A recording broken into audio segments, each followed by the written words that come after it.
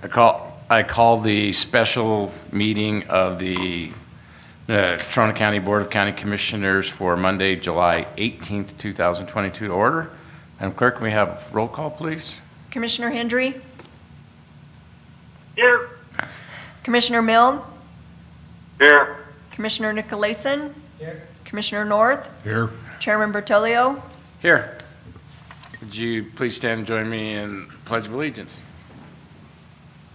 I pledge allegiance to the flag of the United States of America and to the republic for which it stands, one nation, under God, indivisible, with liberty and justice for all. And now declare the public hearing open for the consideration of Resolution 21-22, the FY 2022 to 23 budget.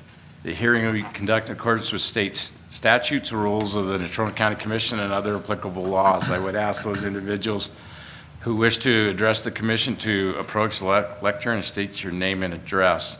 Madam Clerk, may we have a report, please? Mr. Chairman, Commissioners, up for your consideration this evening is Resolution 21-22. This is for the approval of the proposed budget for fiscal year 22-23 ending June 30th, 2023. The amount of the approved budget is $56,693,085, So let me re-say that. $56,693,085. This figure includes proposed budgets for Natrona County's component units, which are Natrona County Library, City County Health Department, Community Action Partnership, and Natrona County Fair. All publication requirements have been met, and with that, I'll stand for any questions. Thank you. Any questions for Ms. Good? There being none, at this time, I would ask those individuals who wish to speak in favor of Resolution 21-22 to approach the lectern. Anyone wishing to speak in favor? Anyone wishing to speak in favor? There being no one to speak in favor, at this time, I would ask those individuals who wish to speak in opposition to Resolution 21-22 to approach the lectern. Anyone wishing to speak in opposition? And third, final time, anyone wishing to speak in opposition? There being no one to speak for or against Resolution 21-22, I now declare the public hearing closed. Chair would entertain a motion to approve Resolution 21-22. Mr. Chair, I'd make a motion that we approve Resolution 21-22 FY. Okay. Is that a second from Jim or Rob? I'll second it. All right, it's been moved by Commissioner Norris, seconded by Commissioner Milne. Any further discussion? There being none, all those in favor signify by saying aye. Aye. Aye. Jim? Aye. All right, motion carries. Commissioner comments, or public comments, excuse me. Did you want to address us, ma'am? Did I want to address you? Yes. Yes. Okay. If you give us your name and address. Sure. I'm Sandra England. I live at 1645 Eastbrook Avenue. And I wanted to address this 40% raise that the county commissioners are trying to vote in for themselves for next year. I think it's astronomical. I think it's huge. And since it's only for the elected officials, I'm offended. What about the hired employees? What about your snowplow driver? What about your lady who works in the license plate division? I mean, for pity's sakes, this me too attitude shows us how this commission works. It's ridiculous. A good leader takes care of their crew and their team first. And since you're trying to vote this raise in for yourselves first, you show the citizens of Casper just how your attitude is toward them. And I'm offended. I think it's horrible. I think everyone who voted for this ought to be voted out of office. And maybe this whole commission should be scrapped and we ought to start fresh, because you've shown the people of Casper how you think of them. If you were so worried about prioritizing a raise for the hired staff, you would have done that before yourselves. That's what I have to say about it. All right, thank you. So let me explain something as a go ahead, you can sit down if you want. We have, by state statute, have to make changes to the electeds by a certain date. The electeds have not had a increase in over a decade. We want to be able to attract good people into these jobs, and that means we have to be competitive. We were getting way out of line. And the same thing goes with commissioners. If you think 40% sounds really big, when you put it in perspective how much a commissioner gets annually, yeah, I will speak for Commissioner Milne, who's on the phone right now, and a couple of our other commissioners who have had to take their vacation time to come in and sit for Board of Equalization hearings that may last weeks on end. So what we were trying to do, 40% sounds like a huge number. It was $10,000 a year, and that raised the commission salary from $25,000 to $35,000 a year. We are still below what a commissioner makes, average commissioner makes in the state of Wyoming. So it's not, we are not in a super high, like highest paid or anything like that. We're about average. As far as the employees, we did give them raises. And we intend to try and give them additional as we understand our revenue picture. So we have, the property taxes look like they've gone way up. We haven't seen, well, they have, but it hasn't materialized in the revenues we've seen. This, oh, I agree. It came out of all ours too. We all live here, so all of ours went up. And then the inflation has caused interest rates to go up, so we're seeing an increase in our earnings in some of our funds, like the hospital funds that we have not touched. So we're trying to get an understanding of what our revenue picture is that is sustainable with changes, so that we can actually put in place in the next 6 months, is our goal, a pay system that makes all of our employees competitive in the marketplace. Because right now, our employees are dramatically underpaid relative to what the average is for county employees across the state. So it's not that we're being negligent. We've had long conversations on all of this, and we did not take this, we did not go into this lightly. Well, I believe it should have been put on our voting ballot. Ma'am, it doesn't work that way. But it should. Well, the states, then you need to go down to the legislature and have them change it. But right now, for example, the clerk's office, whoever gets in a clerk at 90,000, there are so many more jobs that were out there that a good clerk, as ours is, could go elsewhere. And we have a very good staff, and we just need to be able to keep them, and that means we have to compensate them. And with again, we have once every 4 years, we can make a change to the elected's salary, and it has to be done way before we even consider what we're going to do for the employees, because that is before we even start budget considerations. So I think Commissioner Nicolason had something to add. Thank you, Mr. Chairman. I appreciate your coming up and asking the question and telling us your thoughts. I do want you to understand, first and foremost, we do care about the staff and the employees of the county, and they did get a cost of living adjustment raise.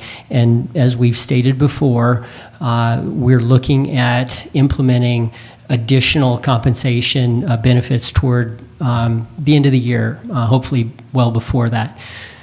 We recognize it's critical to take care of the people that actually make this county run on a day-to-day basis, okay? We get that. It can't happen without them. So we don't want to lose them to the city of Casper or anywhere else, so we're taking care of them. But please do understand a couple things. First of all, there's a really specific state statute in Wyoming that says for elected officials, clerk of court, county clerk, assessor, treasurer, county commissioners, sheriff, we get to review that and adjust that once every 4 years, okay? And we don't do it for ourselves. It only goes into effect after the first of the year. So if we're all voted out because we made this, it's not a raise we're giving ourselves. The voters can decide whether or not we should stay in office, okay? So understand that it doesn't go into effect till after the election. Now, the other thing I'd just like you to understand is the county commissioners haven't had a raise since 2008 or 2012. So we're looking at least 10 years. And understand that when I say that, my predecessors, skipped giving themselves a raise for 2 of those statutory periods, okay, maybe 3. So we're not, 40% sounds like a lot, moving it from $25,000 to $35,000 a year. But when you look at it over what that is on a 10 or a 12-year basis, it's really not that much, all right? Thank you for listening. I know a lot of citizens and a lot of people with their jobs are in the same boat. It's not just you. They haven't had raises forever. It's not just you. I understand that. I understand that people don't get raises annually. People don't get raises in decades sometimes. But this is what the statute is, and we had to make this decision, I think by June 1st or sometime in June. So it actually had to go before the budget was reviewed, as the chairman said. Thank you. Robert, Jim, do you have anything to add? Oh, you guys did a good job. That was well said, and we are going to take care of the employees. And just like Commissioner Nicolason said, they're the backbones of this county, and we are going to take care of them. We're not done with wage increases yet. So, no, that was well said. You did a good job. No, I agree with Rob. Okay. Dave, do you have anything? Yeah. So Dave isn't getting any of this raise? No, I don't get any of it because I won't be up for election for 2 more years. Just so you know, because it hasn't been out there, we've actually been talking about what we could do for the employees long before any of this came up as far as the elected officials go.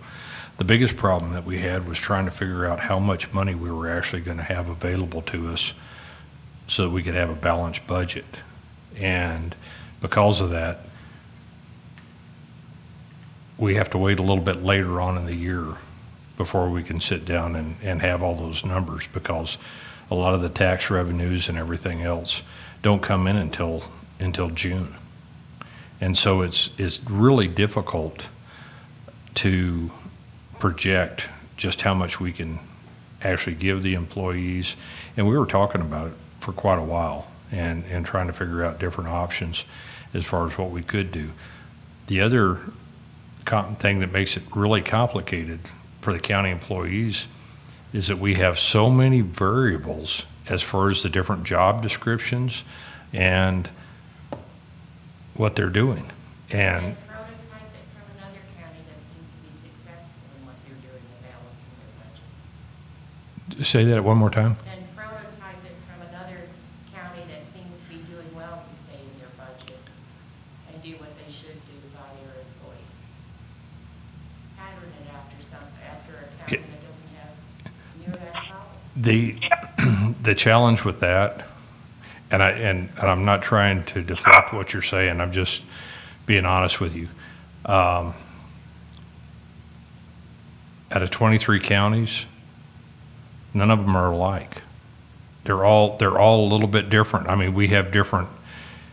You look at Sublette County that has really high revenues because of the oil and gas industry, and they have low populations. They can do things over there that we can't do over here.